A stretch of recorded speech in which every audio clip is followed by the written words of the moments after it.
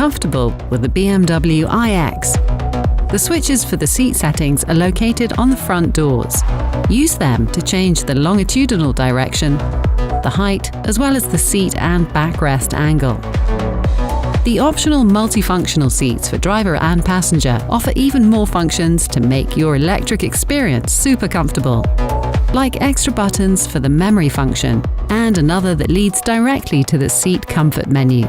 Here, you can control the seat movement as well and access functions like lumbar support and backrest width.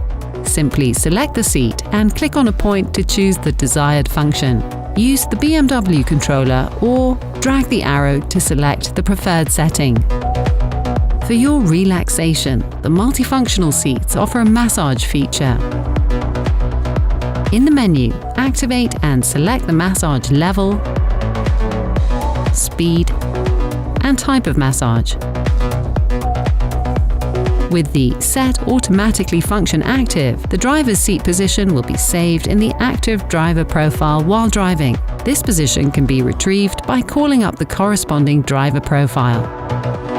Continue watching our how-to series to get the most out of your BMW.